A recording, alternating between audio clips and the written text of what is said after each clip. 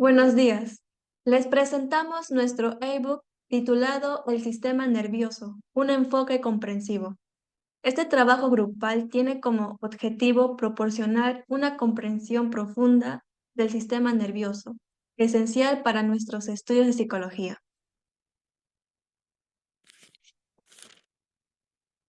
Esperamos que este ebook sea una herramienta valiosa en nuestra formación académica y futura práctica profesional.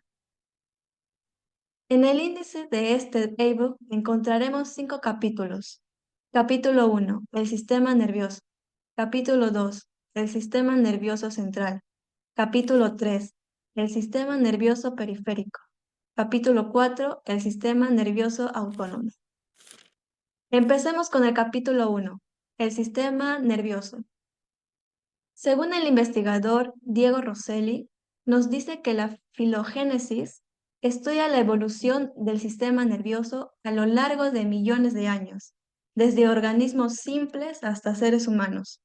Esto nos ayuda a entender cómo las estructuras nerviosas se han adaptado para mejorar la supervivencia en diferentes entornos. Importancia. Nos proporciona una perspectiva evolutiva que ayuda a entender las bases biológicas del comportamiento comparando diferentes especies. Ontogénesis. Del mismo modo, el investigador Diego Rosselli nos dice que se centra en el desarrollo del sistema nervioso, desde la concepción hasta la madurez del individuo.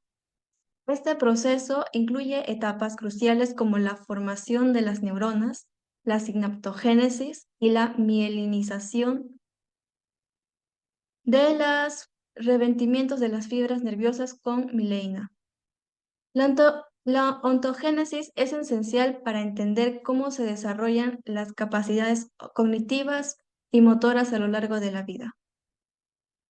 Importancia. Nos permite seguir el desarrollo del sistema nervioso esencial para identificar y tratar trastornos del desarrollo neurológico.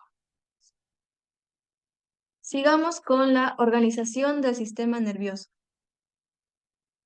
El sistema nervioso humano se divide de dos partes principales. Tenemos el sistema nervioso central y el sistema nervioso periférico.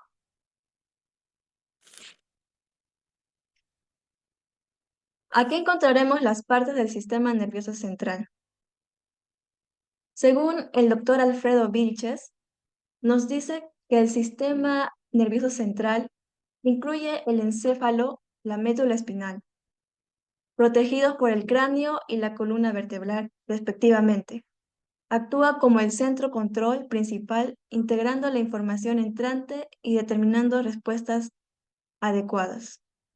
Su función del sistema nervioso central actúa como el centro de control principal, integrando la información entrante y determinando respuestas adecuadas. Sistema nervioso periférico.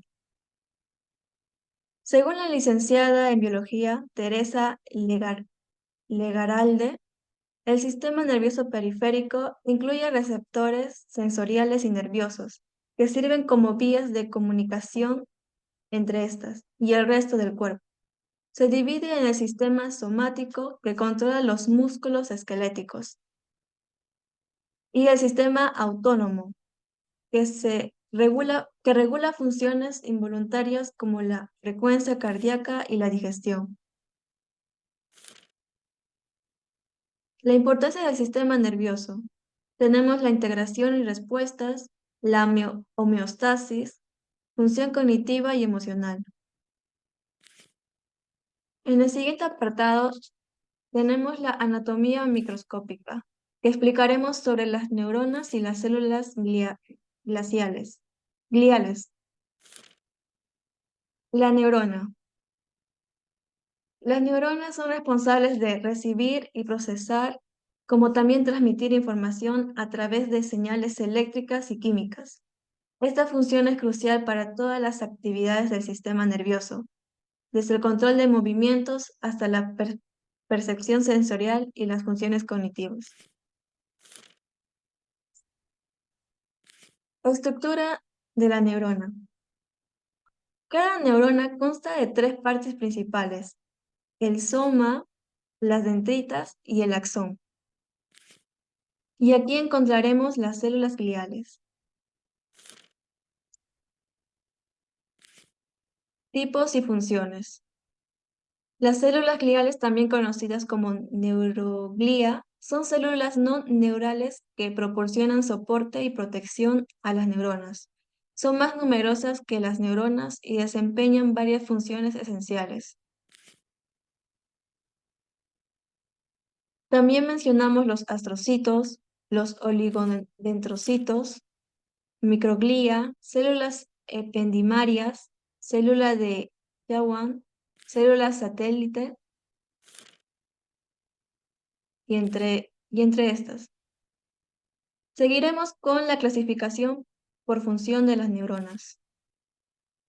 Según el psicólogo mexicano Víctor Manuel Alcaraz, nos dice que las neuronas se clasifican según su función en neuronas sensitivas, interneuronas y las neuronas motoneuronas.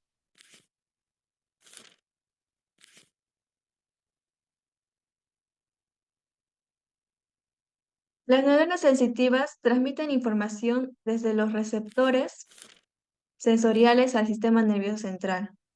Las interneuronas facilitan la comunicación entre otras neuronas dentro del sistema nervioso central, integrando y modulando señales. Las motoneuronas transmiten señales desde el sistema nervioso central a los músculos y glándulas, controlando la contracción muscular y las funciones motoras voluntarias.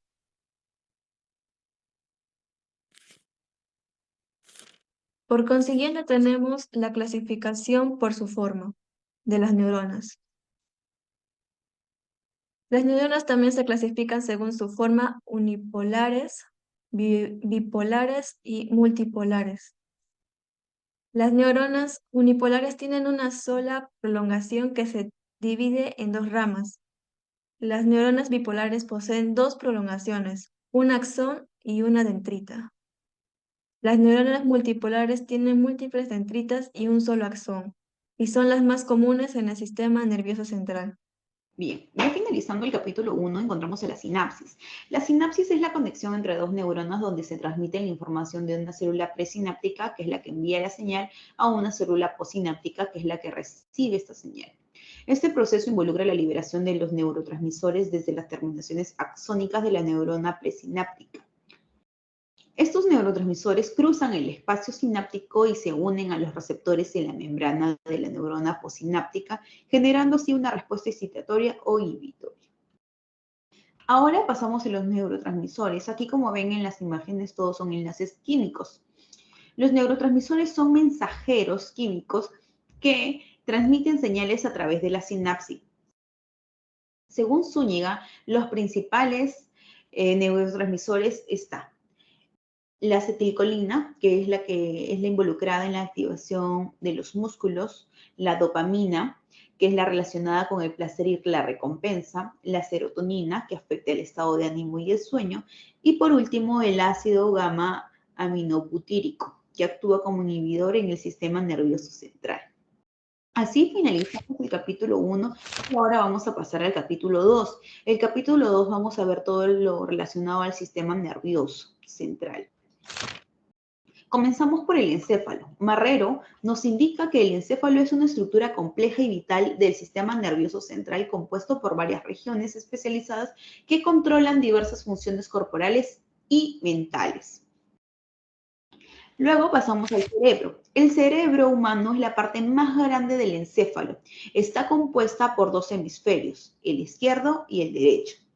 La corteza cerebral es la capa externa del cerebro, responsable de las funciones superiores como el pensamiento, la memoria y el lenguaje. Ahora pasamos a los lóbulos del cerebro. Esta es la parte de las estructuras y su función. Empezamos por el lóbulo frontal. El lóbulo frontal está asociada con el razonamiento, planificación, partes del habla, movimiento, emociones y resolución de problemas. El lóbulo parietal procesa la información sensorial relacionada con el tacto, la temperatura y el dolor. El lóbulo temporal, involucrado en la percepción y reconocimiento de estímulos auditivos y la memoria. Y por último, el lóbulo occipital, que está principalmente dedicado al procesamiento de la información visual. Ahora pasamos a la parte de los hemisferios cerebrales, la dominancia cerebral. Cada hemisferio cerebral controla funciones diferentes. El hemisferio izquierdo está generalmente asociado con habilidades lógicas y analíticas, como el lenguaje y el cálculo matemático, mientras que el hemisferio derecho está relacionado con la creatividad, la percepción espacial y la interpretación de la música. Ahora vemos del cerebro la cara externa. La cara externa del cerebro muestra los surcos y giros que aumentan la superficie de la corteza cerebral, permitiendo así una mayor capacidad del procesamiento. Luego pasamos a la cara interna o media, que es el sistema límbico. Como pueden ver aquí en la imagen, aquí es la parte media del cerebro. El sistema límbico, ubicado en la cara interna del cerebro, es crucial para la regulación de emociones, la memoria y la motivación. Incluye estructuras como el hipocampo y la amígdala. Luego, por último, pasamos a la cara basal. La cara basal del cerebro incluye estructuras como el bulbo olfatorio, responsable del sentido del olfato, y partes del sistema límbico. Ahora pasamos al diencéfalo. Aquí, como vemos en la imagen, esta parte es el diencéfalo. El diencéfalo está compuesto por el tálamo y el hipotálamo.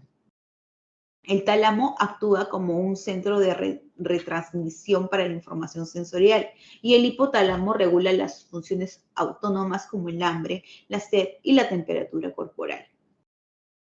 Luego pasamos al tronco encefálico. El tronco encefálico, como ven aquí, es todo lo que está detallado, aquí señalado. El tronco encefálico conecta el cerebro con la médula espinal y regula así las funciones vitales como la respiración, el ritmo cardíaco y la presión arterial. Incluye el mencéfalo y el puente y el bulbo raquídeo. Según Ferreres nos indica que el cerebelo, ubicado debajo del cerebro, coordina los movimientos voluntarios y ayuda a mantener el equilibrio y la postura. En el cerebro triuno tenemos tres partes del cerebro que evolucionan en diferentes etapas. El reptiliano, encargado de funciones básicas de la supervivencia. El sistema límbico regula las emociones.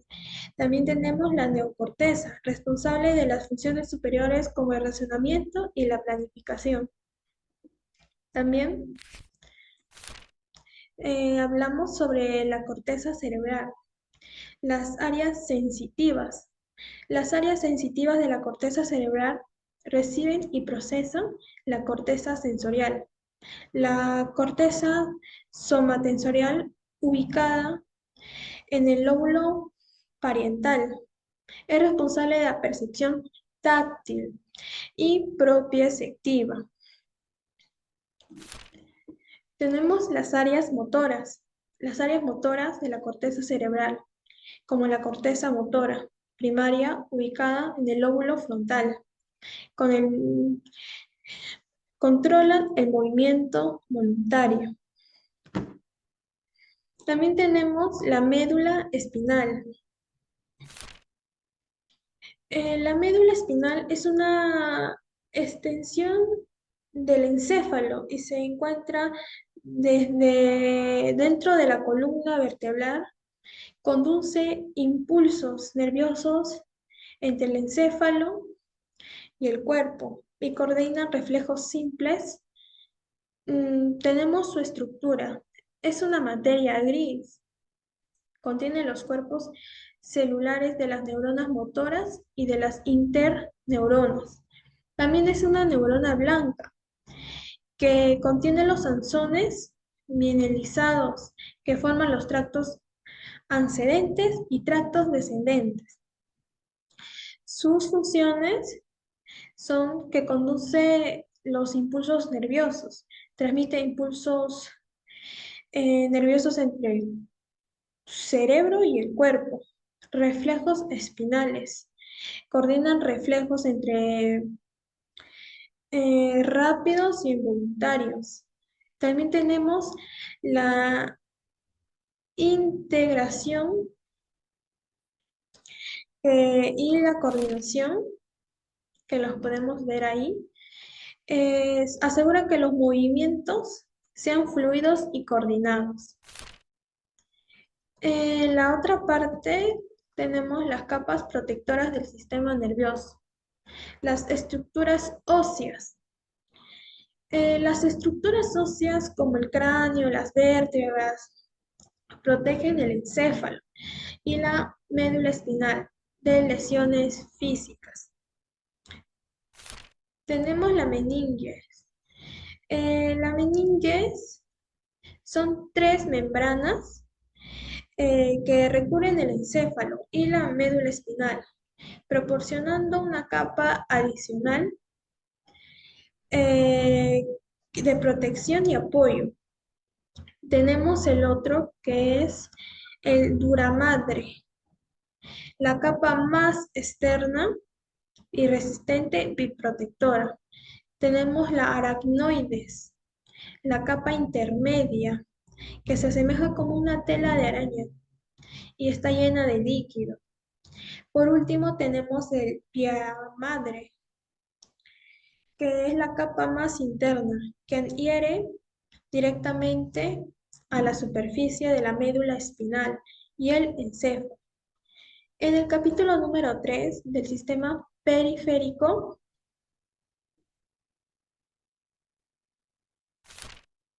tenemos el sistema periférico.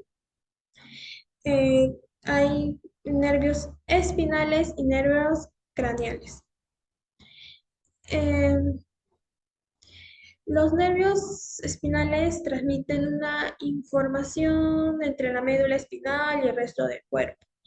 Los nervios craneales, estos transmiten información entre el encéfalo y diversas partes del cuerpo, incluyendo también los órganos sensoriales y los músculos. En el capítulo número 4 del sistema nervioso autónomo, tenemos lo que es las generalidades. El sistema autónomo regula funciones involucradas al cuerpo, como la digestión y la frecuencia cardíaca. Tenemos el sistema nervioso simpático y el sistema nervioso parasimpático. En el sistema nervioso simpático es el que prepara el cuerpo para situaciones de emergencia, aumentando la frecuencia cardíaca y liberando energía. En el sistema nervioso parasimpático, este promueve funciones de descanso y digestión, disminuyendo la frecuencia cardíaca y facilitando la digestión. En el acto de reflejo, es una respuesta involuntaria al estímulo, coordinada por la médula espinal, sin la intervención directa del cerebro. Eso sería todo por el sistema nervioso.